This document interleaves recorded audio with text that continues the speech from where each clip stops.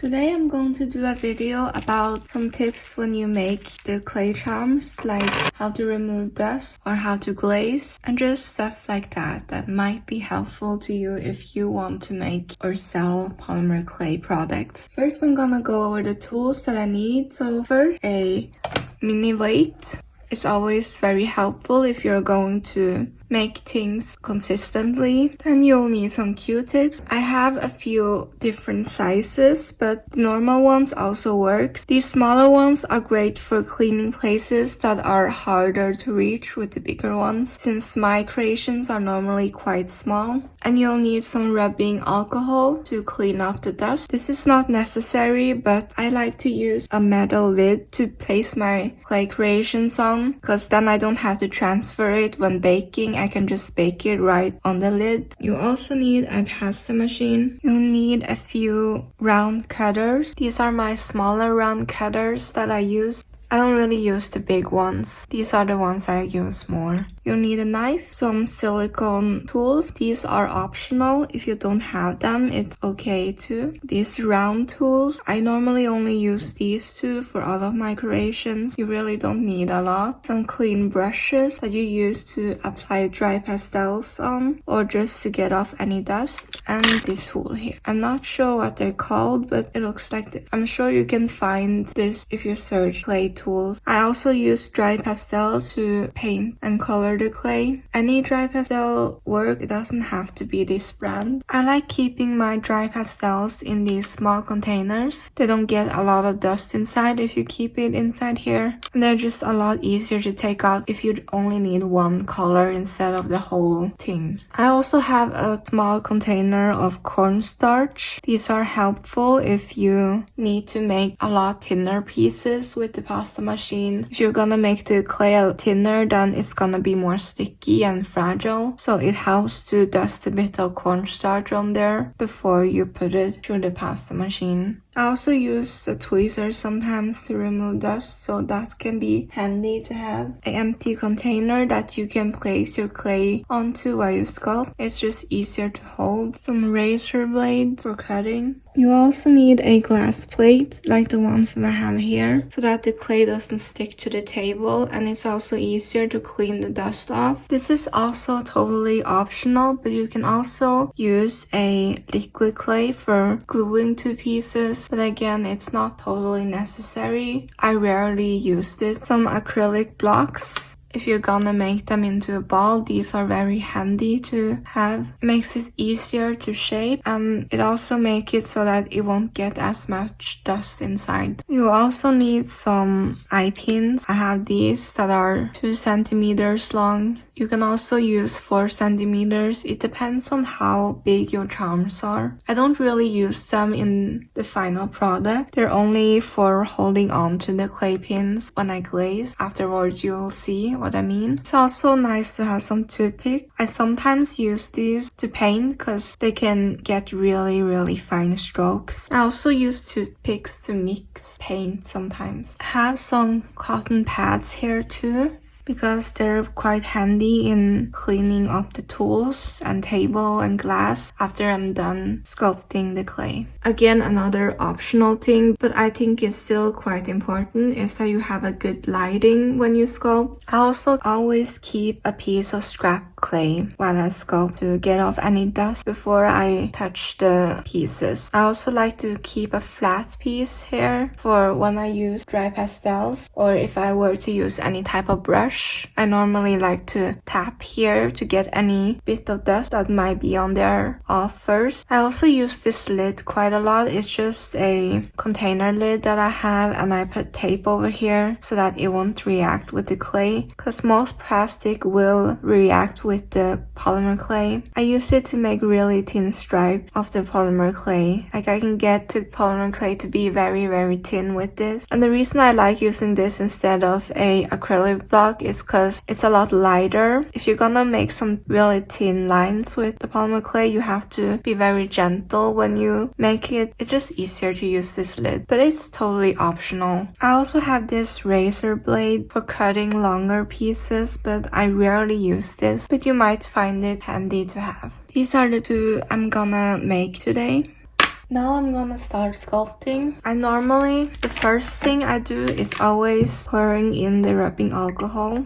I recommend having your windows open when you sculpt, especially if you have rubbing alcohol beside you, since it can smell quite a lot. When I sculpt for a very long time in this smell, my nose always becomes very sensitive and stuffy. Then I always start with the white pieces, since the colored pieces of polymer clay can stain your fingers. This one is the one I use for translucent clay. And this one is the one I use for my white pieces. I always start with cleaning the table with this piece of scrap clay. You might get dust on the table. And then I use the weigh to weigh out the clay that I need. So I'm just gonna weigh out everything that I need. I also use the Fimo Professional white one for pieces that I need to be harder, like I normally use this for the head. Here I have weighed out all the pieces that I need to roll into a ball. I normally use my fingers to shape them a bit first. What helps to not get a lot of dust in is that I only use the exact same 3 fingers to shape all of them, like this one, and this one, and I don't touch the clay with my other hand or anything. Sometimes I do need the other hand to sculpt too, but I always make sure to try to clean up the fingers in this scrap clay before I touch the clay to avoid as much dust as possible. After I shape these into a ball, I'm gonna use the acrylic block to shape it more. Always clean off the acrylic block first with scrap piece of clay to make sure that it's clean and there's nothing on there. Also make sure to clean the surface that you're gonna roll it on. Then I just roll it. I think using the acrylic block is a lot easier than using your hands because they're a lot easier to clean off dust. It's very difficult to clean dust out of your whole hand compared to acrylic block.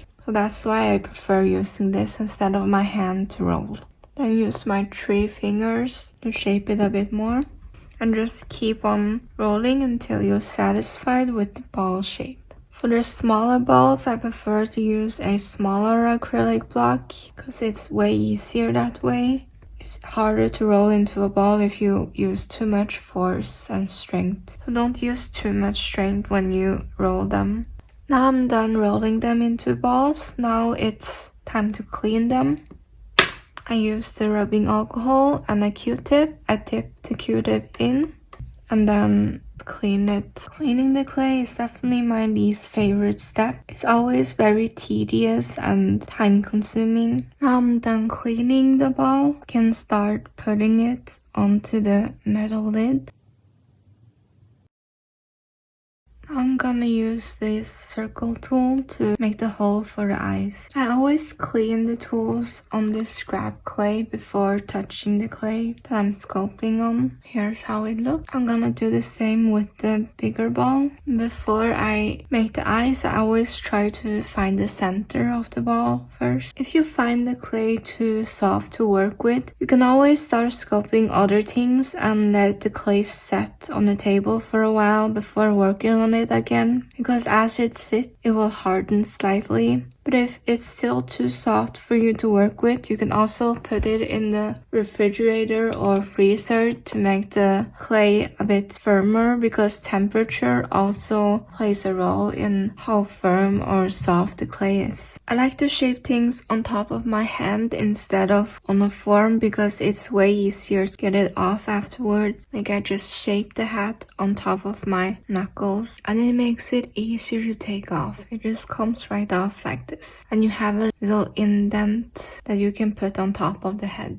Now I'm gonna make thin strip out of the clay. I always shape it with my finger first and then use the lid to further roll it out. Here I have finished all the white parts. The way that I normally measure out the really small things, like the ears or the feet of this blue tiger, is that I just run this into the pasta maker and then use the round cutters to cut out the measurement. I found this way to be a lot quicker, easier, and more accurate than doing it on the scale. Sometimes when I apply blush, I might get a few dust on the clay, like you see this one right here.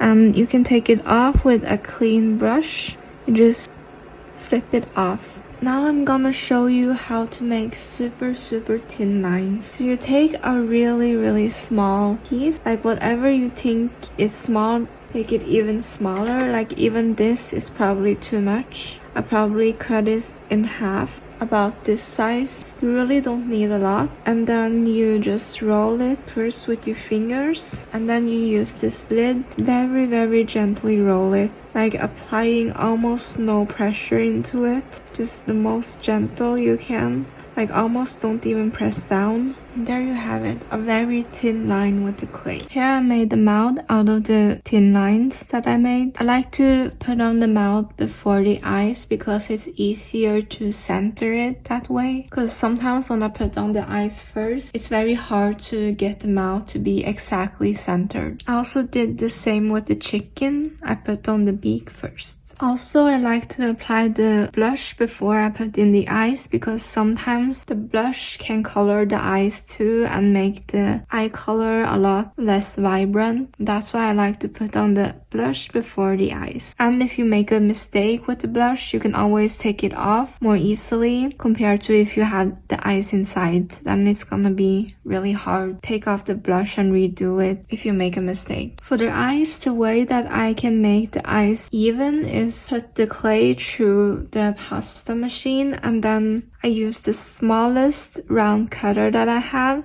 and I cut out a hole, and then I cut this one into 4 parts, trying to make sure that the sizes are even. In the past I would just roll these into like strips and try to cut it the same size as I can, like this, and then roll them into eyes. And it's really hard to measure out even sizes, so that's why I do it in this method instead. So I cut these out into 4 parts, roll them into balls, and then press down so that you have a circle shape that you can now put into the eyes. Now I finished both of them. I'm not gonna bake them today because I normally always wait a day before I bake them, just so I can look at it with a fresh eye in case something looks weird. Like sometimes the mouth can be a bit crooked or the eyes aren't quite the same size, so that's why I wait till tomorrow, because then I can still fix it while it's not baked.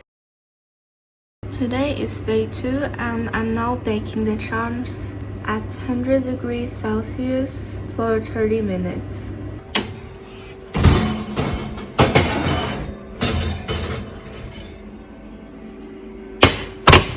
Now I'm done baking it. I'm just gonna let it cool down. Now that it's cooled down, I can now take off the charms.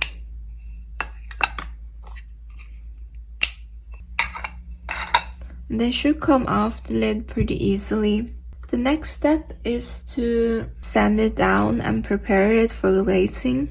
This step is an optional step, but I like to do it just to get rid of these hard edges. You'll need a nail file, a knife, and a brush to brush off the dust off. You can also use acetone to soften the edges. Acetone can melt the clay after it's baked. I normally like to sand it with the nail file first and then use the knife to scrape off any excess, and then the last step is the acetone to smoothen everything, because sometimes when you use the nail file you'll see some scratches on there, and the knife and the acetone just help smooth it all out more.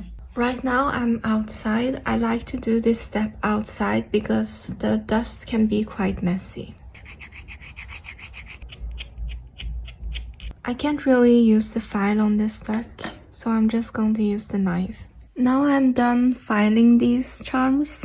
If you have any dust that is stuck on here after baking, you can also just use your knife to scrape off any dust, or you can use acetone to get off any remaining dust particles. Now I'm just gonna go ahead and use the acetone to make it a bit smoother. Just use a Q-tip and then clean the clay with acetone.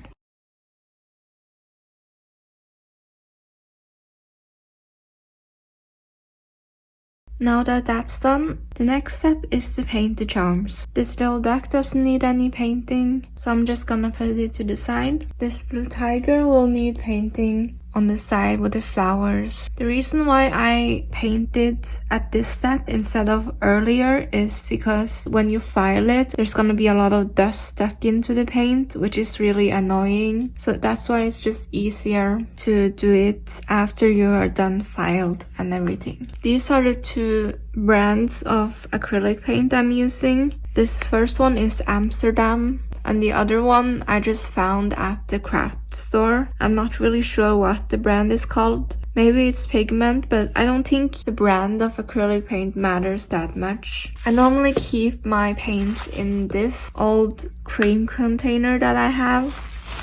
And I normally have the paint mix ready here, the blue one, and it keeps it so that it doesn't dry out. I sometimes spray a bit of water on here every now and then just to make sure that there's enough moisture inside so that it doesn't dry out. The paint can get a bit dry after a while, so I like to mix it a bit to make sure that it's not too dry when I use it.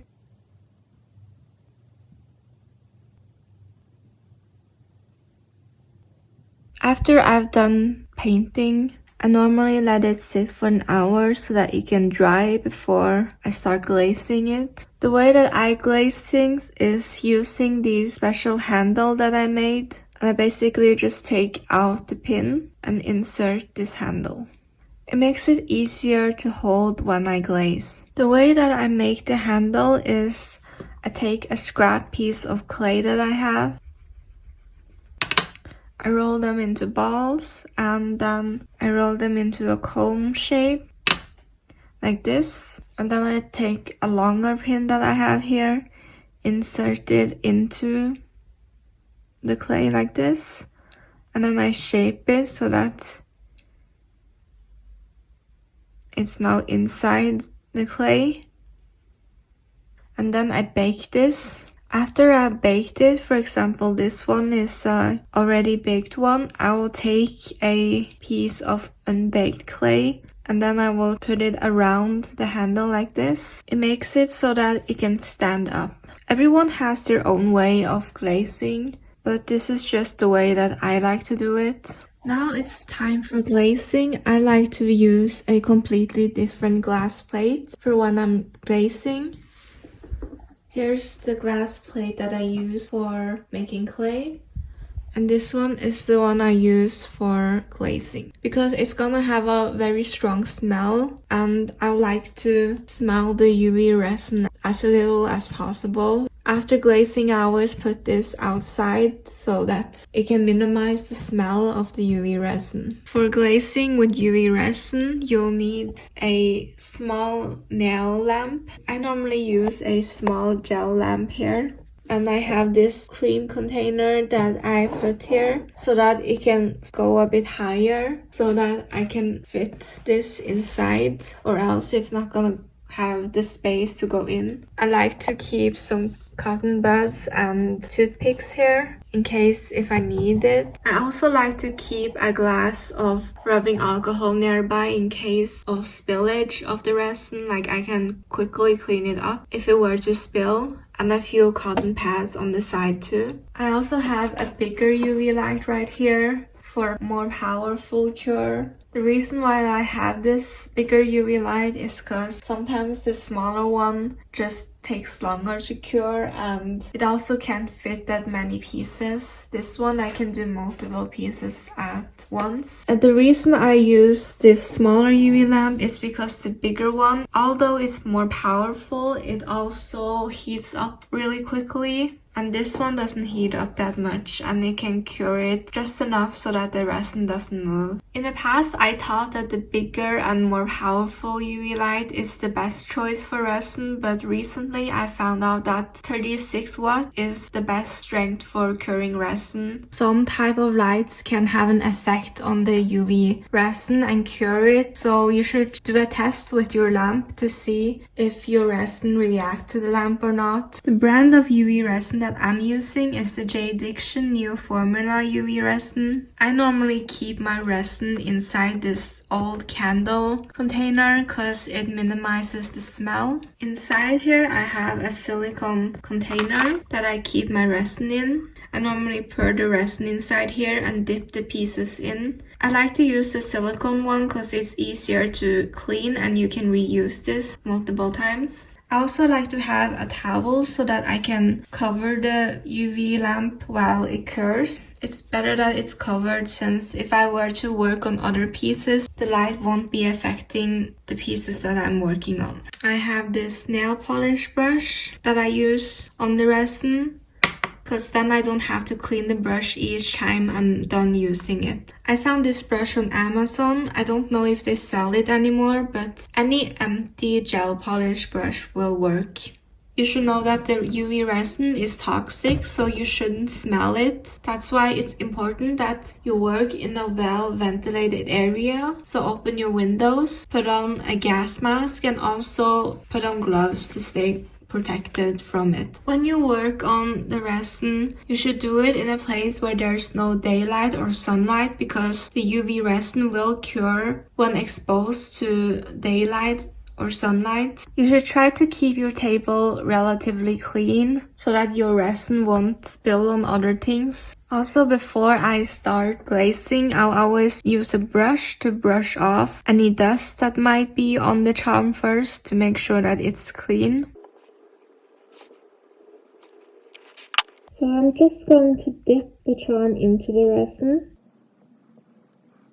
Then using the nail polish brush to brush off any excess. Before I put it under the lamp, I will always cover the UV resin so that it doesn't get affected by the UV lamp. Then I put it under the UV lamp, making sure to spin it while it cures. And I do that for 30 seconds. Afterwards, I let it cure under the UV lamp for 90 more seconds. And I normally cover it with a towel. Then I do a second layer. I normally do 2 layers of resin, because the first layer is normally a bit uneven and doesn't cover the whole charm. And it's just the same step of dipping it into the resin and then using a brush to get off any more resin that's left. And then you gotta cover the UV resin, put the charm inside the resin for 30 seconds while you spin it, and then just let it cure under the lamp for 90 seconds while you cover it with a towel. Now I'm just curing it under the more powerful UV light for 30 seconds. Then I flip the light over and let the charm cure for another 30 seconds so that both on top and the bottom gets cured evenly.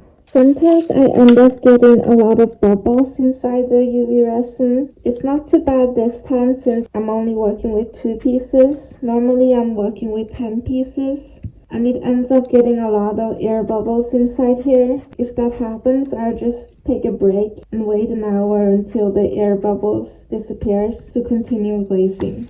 And now comes probably the most important part, which is to put them into water to cure it. The reason I'm putting it into water is because after curing, it will leave a sticky layer on the outside, and this water just speed up the curing process and make that sticky layer disappear. So I just fill it up with water and then let it cure inside here for 2 minutes. After it's done curing for 2 minutes, I take it outside and then I take off the handle and turn it upside down like this so that both the top and the bottom of the charm get cured evenly. Again, curing it for 2 more minutes inside. While it's curing, I'll be cleaning off the handle. And then normally I use a knife to scrape off any excess resin that's on here.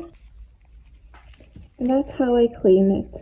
After it's cured for one last time, I take it out of the water.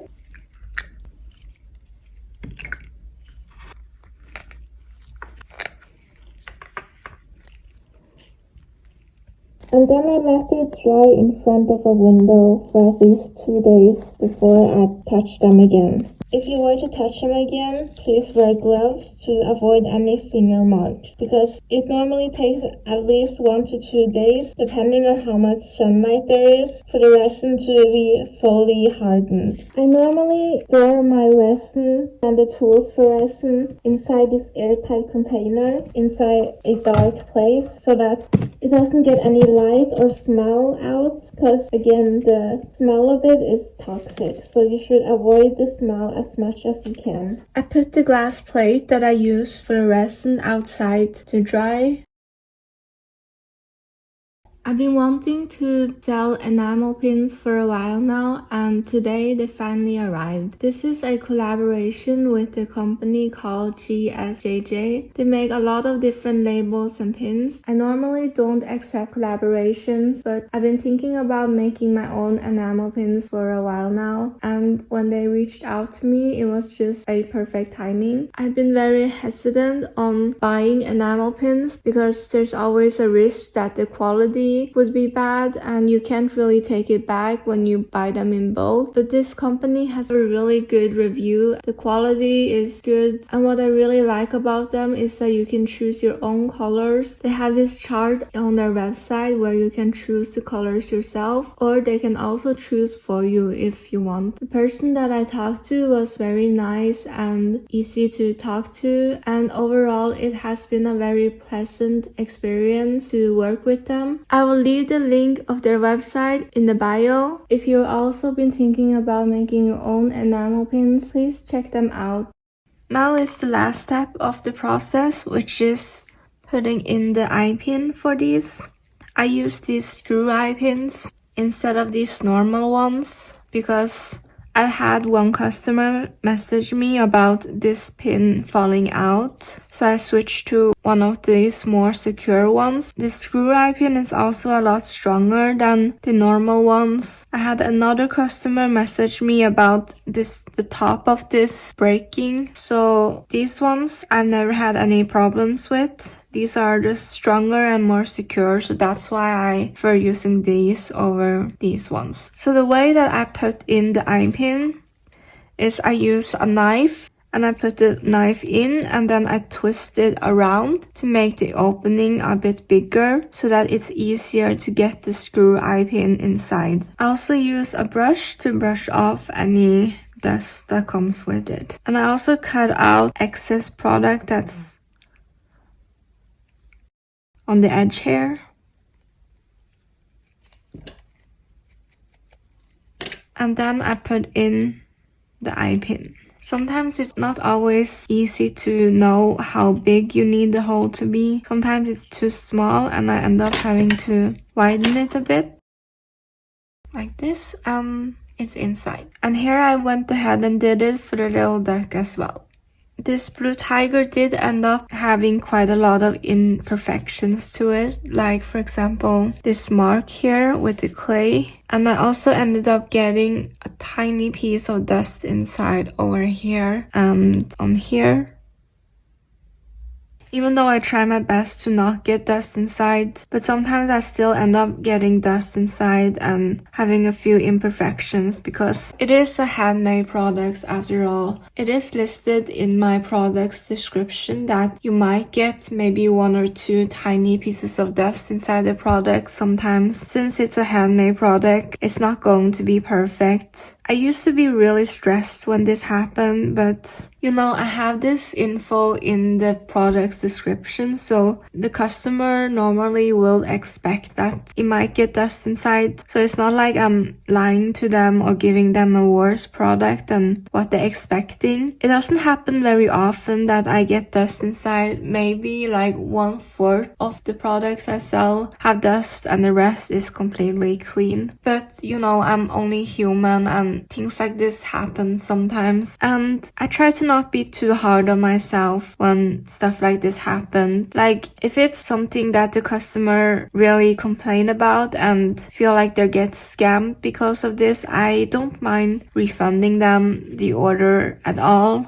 or giving them the option to return the item. This little duck turned out pretty okay. Like there's no dust inside this one, and there's also not a lot of imperfections with the clay either. I'll say the thing about translucent clay is that it's a lot harder to make it perfect. Like you might get a few little cracks and imperfections inside the clay because it's semi-transparent, so any imperfections inside the clay will show up. And it's not really something I can control or fix because a lot of the time those imperfections don't show up until after you bake it. But I think since this product is a handmade product and I think the customer do expect that it's not going to be completely 100% perfect. And you know, maybe it's also a part that makes handmade products so special is that they aren't perfect, and those small imperfections make each and every product unique to itself. This is just something I wanted to talk about and shed light on, that even if your product isn't 100%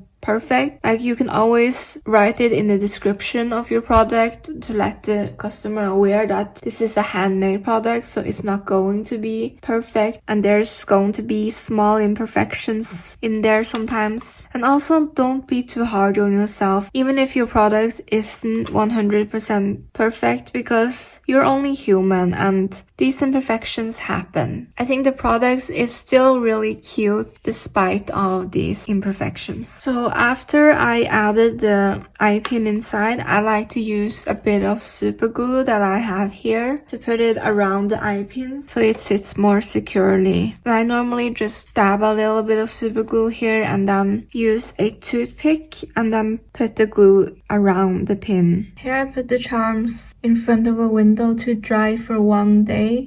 Here's the final result.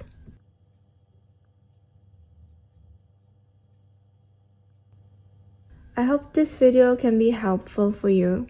Thank you so much for watching, and I'll see you guys in the next video.